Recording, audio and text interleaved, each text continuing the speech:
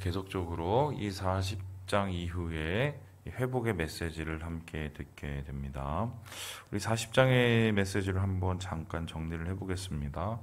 하나님께서는 지금 유대 백성을 향하여서 말씀을 전하고 있는데, 지금 유대 백성이 처한 환경은 패배와 절망이라고 할 수 있겠습니다. 그들은 나라가 멸망하는 이 절망을 경험했고, 그리고 바벨론이라는 신흥 강국에 가서 그들의 포로로 노예로 생활하는 정말 이 참담함을 경험하게 된 거죠.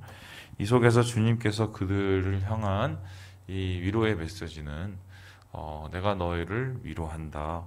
그리고 너희에게 가겠다. 그러니 길을 예비해라. 그리고 하나님께서는 너희에게를 하나님께서 품겠다라고 얘기하시면서 아름다운 소식, 복음을 전하십니다. 그리고는 그 복음을 전하시는 하나님이 과연 어떤 하나님인가를 나타내 주시기 위해서 친히 하나님의 이 능력을 나타내시고 하나님의 하나님 되심을 그들에게 알게 하십니다. 그래서 세상에 보이는 왕, 세상에 보이는 지도자와 이 권력자가 세상을 다스리는 것이 아니라 바로 하나님께서 세상을 다스린다. 단지 우리는 그 손을 잘 보지 못하고 그 하나님의 인도하심을 잘 느끼지 못할 뿐이지, 하나님께서 이 세상을 다스리시고 또한 이스라엘 백성을 잊지 않으시고 계신다. 이 이야기를 40장에서 했습니다. 오늘의 말씀도 사실 그 말씀에 준하는 비슷한 이야기인데요. 이스라엘이 당하고 있는 실제적인 이 삶의 질문에 대한 질문을 하나님께서 던지시며, 그 질문을 하나님께서 이스라엘 백성과 함께 찾고 계십니다. 그 질문은 도대체 무엇일까요? 우리 함께 4절의 말씀을 같이 한번 읽어보겠습니다. 4절의 말씀입니다. 시작. 이 일을 누가 행하였느냐? 누가 이루었느냐? 누가 처음부터 만대를 불러내었느냐? 나 여호와라. 처음에도 나요, 나중에 있는 자들에게도 내가 곧 그니라. 오늘 말씀하시기를 하나님께서 누가 이 일을 하고 있냐라고 봅니다. 여기서 말하는 이 일이라는 것은 역사를 주관하는 일입니다. 그러니까 역사의 주인은 도대체 누구냐라고 질문합니다. 이 질문에 아마 이스라엘 백성은 당연히 바벨론 왕이라고 대답했을 것입니다. 왜입니까? 이 바벨론이 남방에서 동남방에서 갑자기 일어나서는 세계를 제패해버렸죠. 그리고는 위에 있는 아수르도 무너뜨리고, 그리고 심지어는 이집트에게까지 그 힘을 다하고 있는 상황이었습니다. 그러니까 그 자신들의 세계, 유대 백성이 처한 세계에서의 최소한 그 역사의 주인과 역사를 쥐락펴락하는 것은 바로 바벨론이었을 거란 말입니다. 그런데 그러한 바벨론이 자신들을 지배하고 있고 자신들을 지금 탄압하고 있기 때문에 이스라엘 백성이 절망하는 이유도 그거죠. 세상을 지배하는 사람이 저 모양이니, 우리를 저렇게 괴롭히니 우리에게 무슨 희망이 있을 소냐, 이렇게 질문을 하는 것입니다. 오늘날도 여러분 당연히 그런 질문을 주님께서는 하시겠죠. 너는 역사의 주인이 누구라고 생각하느냐? 이 역사를 주관하는 그 존재가 누구라고 생각하냐?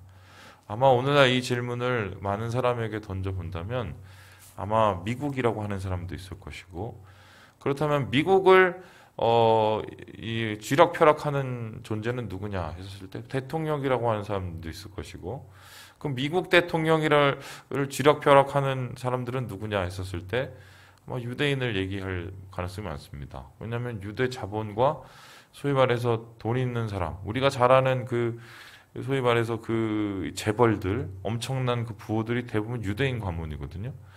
그러니까 아마 유대인이 이 세상을 지배하는 거 아니야? 이 역사를 지배하는 거 아니야? 이렇게 얘기를 하고 있죠. 그런데 생각을 해보세요. 지금으로부터 1세기를 넘어가면, 1세기를 지나가면 그 당시에 유대인은 한마디로 세계 곳곳에 흩어져 있는 아무것도 아닌 사람들이었어요. 그냥 초계와 같은 사람들이었단 말이에요. 그 당시에 그 사람들을 바라보면서 세상을 움직이는 역사의 주인이다. 이렇게 얘기한다면 사람들이 다 웃었을 겁니다. 마찬가지로 그들이 바라본 이스라엘 백성들이 이 당시에 바라본 그 동방의 강자, 동방의 역사의 주인 이 바벨론도 솔직히 그 시간을 한 50년, 100년 지나고 보면 나라가 아예 바뀌어버려요. 없어져 버려요. 심지어 나중에 어떻게 되냐면은 이 바벨론이라는 나라가 우습게 무너져요. 어떻게 무너지느냐? 그 바벨론 주위에 있는 뭐 메대도 있고 페르시아도 있고 이런 나라들이 있었는데 그 나라는 굉장히 위성국가 작은 나라였어요. 근데 이 바벨론의 왕이 뭐 소위 말해서 제대로 나라도 안 다스리고 뭐 전쟁하러 다니고 아니면은 굉장히 뭐 향락에 젖어 있고 이런 이것을 틈타서 거의 무혈 입성을 합니다. 메대 왕이 무혈 입성을 해갖고 나라가 통째로 갑자기 주인이 바뀌어 버려요. 그러니까 쉽게 설명하면은 우리 뭐 그걸 생각해 보면 되고요. 갑자기 막 조선이라는 나라가 있다가 확 없어지고 한 몇십 년 후에 그냥 대한민국 이렇게 돼버렸잖아요. 그 주인이 바뀌어 버려요. 이것을 과연 그 상상이나 했겠어요? 유대 백성들이? 그 상상을 할 수 없었던 이유는 뭐냐면 사람들은 항상 눈앞의 것만 보이기 때문입니다. 눈앞에서 이 세상 혹은 내 세상을 지금 쥐락펴락하는 것이 무엇인가만 보기 때문이죠. 그것을 보고 있으니 눈이 깜깜한 거고요. 그것만 보고 있으니 사람밖에 안 보이는 겁니다. 그런데 이와 같이 눈앞에 보이는 깜깜한 상황 속에서 두려워하고 절망하고 있는 이스라엘 백성을 향해서 하나님께서는 그들의 역사의 지평을 넓혀주시죠. 안목을 넓혀주세요. 그래서 결론적으로 이 역사의 주인이 누구일 것이냐? 하나님이시라고 얘기를 하시고요. 하나님께서 이 역사를 지금 어떻게 바꾸고 계시냐 했을 때 2절에 이렇게 얘기하고 있습니다. 누가 동방에서 사람을 일깨워서 공의로 그를 불러 자기 발 앞에 이르게 하였느냐. 이 말씀은 바벨론을 흥하게 한 사람이 누구냐 이렇게도 해석이 될 수 있지만 반대로 바벨론이라는 나라를 한꺼번에 망하게 할 한 사람을 하나님께서 택하실 것이다 라는 말로도 해석할 수 있습니다. 우리는 역사에서 그 사람이 누군지는 아는데 고레스라는 사람이었어요. 고레스라는 사람이 무혈 입성을 해서 갑자기 어떻게 돼요?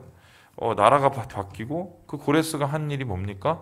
바로 유대 백성들을 풀어줘서 다시 고향으로 귀환하게 해주는 상상을 못했죠. 상상을. 그러한 길을 걸어 나가고 나가서 이스라엘 백성들은 그때 그렇게 생각을 했을 거예요. 야, 하나님이 역사의 주인이셨구나.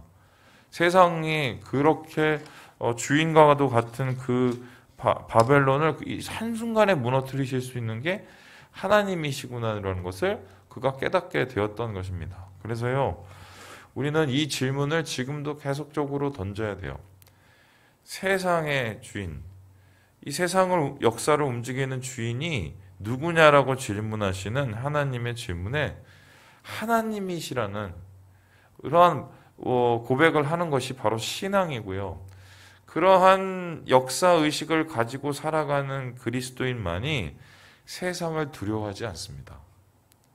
그러한 생각을 가지고 있지 않으면 세상에 얽매여 살게 되고요. 세상을 두려워하면서 살게 되지만 하나님이 세상과 역사의 주인이시라는 것을 인정하고 살아가는 사람은 세상을 결코 겁내거나 두려워하지 않고 겁내거나 두려워할 수 있으나 다시 이겨낼 수 있는 것. 그게 바로 신앙인이죠.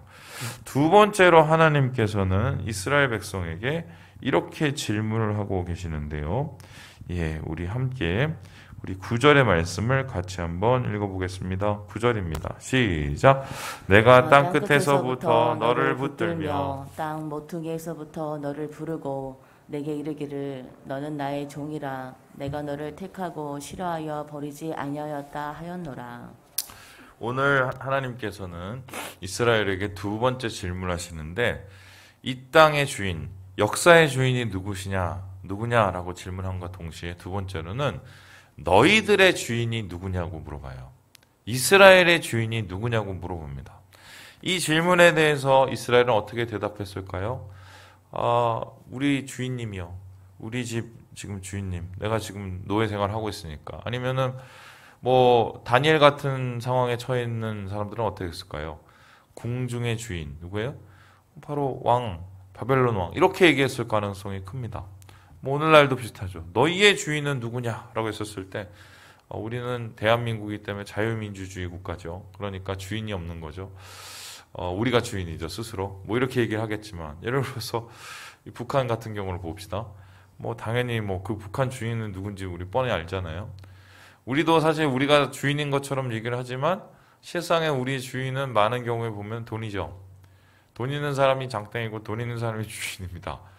아마 이런 현실을 느끼게 되면 어떻게 돼요? 사람이 비참해지죠. 자기가 어디 소속인지를 모르면 사람은 그때부터 비참해지기 시작하는 거예요. 여러분 제가 아시는 분은 어렸을 때 이제 고아원 출신 분이 있어요. 이분이 이제 나중에 목사님이 되셨는데요. 이 분이 좀 이렇게 식사하고 막 이럴 때 좀 특이한 행동을 해요. 어떤 행동을 하냐면, 보통은 이제 음식이 딱 나오면은 어떻게 합니까? 이제 그 음식을 이렇게 나눠주면 내 것부터 챙기진 않잖아요. 그렇죠?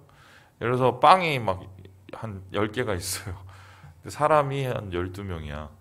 그러면은 저 같으면은 물론 빵을 먹고 싶겠지만 그래도 목사 체면에 남부터 이렇게 하나씩 챙긴단 말입니다. 그죠?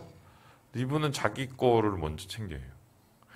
맨 처음에 제가 그게 진짜 이해가 안 됐어요. 근데 나중에 얘기 들어보니까 이분이 어떤 이유로 좀 고아원에 가서 힘들게 사시면서 그게 버릇이 그게 원래 그렇다면서요.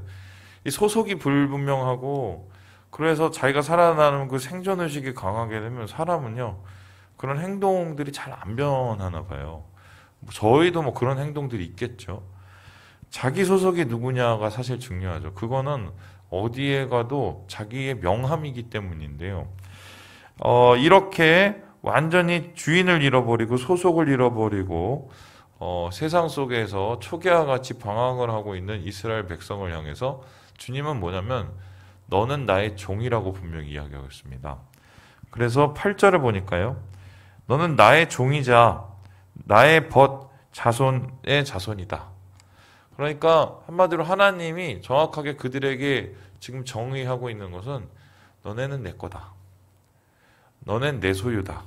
너네는 내 소속이다. 라고 분명히 그들에게 이야기를 하고 있습니다. 하나님께서 이스라엘 백성을 향해서 너는 내 거다, 내 소속이다. 이렇게 얘기하고 있는 건 어떤 뜻인가요? 하나님 거면 하나님이 지키시죠. 하나님 거면 하나님이 버리지 않으십니다. 하나님 것은 하나님께서 보호하시는 것입니다. 그래서 하나님은 그 소속인 이스라엘 백성들을 정확히 하시면서 그들에게 이렇게 이야기를 하고 있습니다. 우리 14절을 같이 한번 읽어보겠습니다. 14절입니다. 시작. 버러지 같은 너 야곱아 너희 이스라엘 사람들아 두려워하지 말라. 나 여호와가 말하노니 내가 너를 도울 것이라. 내 구속자는 이스라엘의 거룩한 이인이라. 분명히 하나님께서 이야기하고 있죠. 너희가 지금 버러지같이 생각을 하고 나는 정말 소속도 없고 뭐도 없고 빈대 같은 존재야 이렇게 생각할 줄 모르겠으나 너희들은 내 거고 너희들은 내 것이니 두려워할 필요가 없다. 바로 하나님의 소유된 사람, 하나님이 도우는 사람, 하나님께서 지키는 사람이기 때문이라고 주님께서 분명히 그들을 위로하고 계십니다. 그래서 이러한 위로의 끝에 하나님께서 그들을 향해서 미래를 제시하는데요. 저는 오늘 말씀 중에 제일 이 말씀이 눈에 들어왔어요. 우리 18절 읽고 마무리해 보겠습니다. 18절입니다. 시작.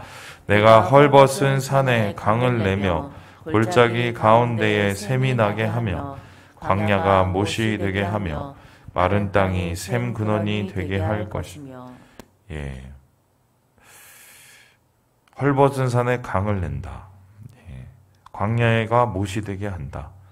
마른 땅에 샘 근원이 되게 한다. 그들 자신은 자신을 생각했을 때 나는 그냥 다 나무 한 톨 없는 그냥 민둥산이구나. 나는 마른 땅이구나. 나는 광야같이 황량하구나. 자기 자신을 그렇게 생각했을지 모르겠어요. 그런데 주님께서는 그들의 인생을 찾아가시면서 내가 너희를 회복하겠다. 기다려라. 분명히 이런 일이 일어나고 있다. 라고 그들에게 확인시켜 주시고 그들을 하나님께서 일으켜 주십니다. 예. 이것을 믿느냐 안 믿느냐가 가장 중요한 그들의 삶의 이유가 되겠죠. 예. 신앙은 하나님이 누구신가를 정확하게 아는 거고 내가 누군가를 정확하게 아는 것으로부터 시작이 됩니다. 그 믿음과 그 알미 결론적으로 우리의 삶 속에서 어떠한 능력이 되는지 하나님께서 오늘 말씀을 통해서 우리에게 제시하고 있는 것입니다.